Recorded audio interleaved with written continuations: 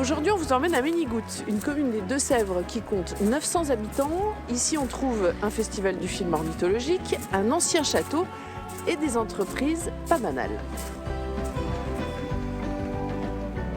Racontez-nous l'histoire de c'est le château de Ménigoutte, en fait. Alors, on appelle ça château. En fait, ce n'est pas un château au départ.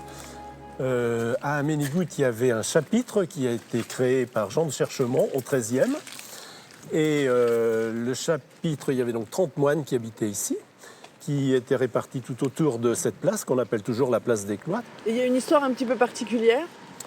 Alors l'histoire particulière, c'est que au bout de 200-300 ans, est arrivé un trésorier qui s'appelait Jean Boucard, qui était certainement plus doué pour les affaires terrestres que pour les affaires spirituelles. Et il s'est complètement reconverti. Il a décidé de donner toute sa fortune aux pauvres. Et il a donc construit un hospice pour que tous les jours, 30 pauvres soient hébergés, soient nourris, et surtout qu'ils prient le matin à l'office pour le repos de son âme. Oui, c'est ça. Donc sa fortune servait quand même à sa personne.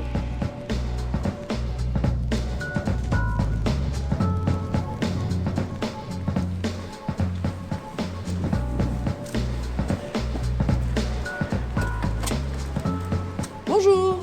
Racontez-nous un peu l'histoire du festival de Ménigoutte. Ça a commencé il y a 35 ans, même un tout petit peu plus tôt. J'étais préposé du centre socio-culturel du canton de Ménigoutte et les responsables associatifs, l'association qui gérait, souhaitaient que des activités nouvelles y soient suggérées et développées. J'ai proposé ici de créer un événement autour du documentaire et du cinéma animalier, autour de l'environnement. Et ça a marché. Et ça a marché. Alors aujourd'hui, en plus, on tombe plutôt bien puisque vous sélectionnez l'affiche aujourd'hui. Eh bien voilà, donc la petite équipe, sous l'œil attentif du président, va se prononcer sur le choix de l'image. Hop. Vous verriez quoi, vous, par exemple? Alors moi, j'ai dit, celle que je choisis, c'est celle-ci. Eh ben, voilà.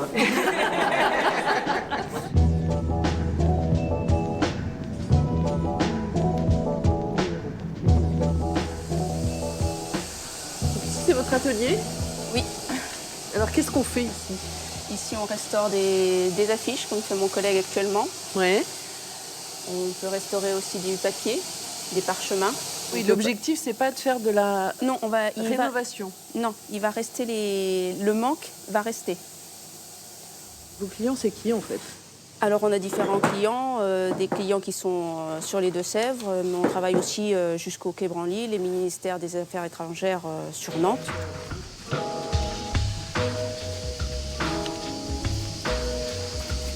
Donc justement, elle est en train de réparer les papiers. Elle défroisse, elle répare les déchirures pour pouvoir faire la réintégration dans sa reliure en parchemin. D'accord. Donc au papier Japon, 6 grammes. Ah oui, très fin, donc Très fin. C'est du 6 grammes au mètre carré. 6 grammes au mètre carré, voilà. Donc, là, vous avez du 120 grammes. Oui, voilà. C'est ça. C'est épais. Donc vous là, on avez a du 120 grammes et du 6 grammes. D'accord. Quel plus fort souvenir vous avez depuis que vous avez commencé ce métier? Donc ça a été un travail sur les incunables de Bordeaux, donc des bouquins, les premiers livres imprimés qui ont existé suite à l'invention de l'imprimerie, tout simplement.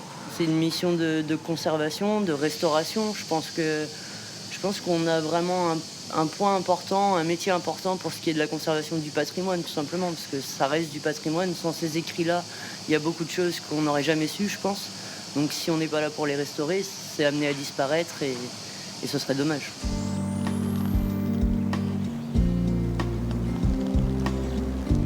Alors expliquez-nous un peu, qu'est-ce qu'on trouve ici comme produit?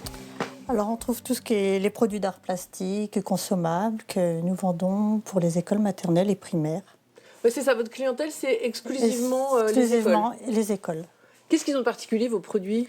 Nos produits sont magiques, ils sont vraiment adaptés pour donc les maternelles, pour que les enfants puissent s'en servir sans aucun risque.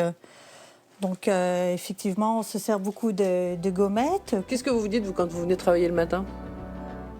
Je laisse mes enfants à l'école, je suis tranquille.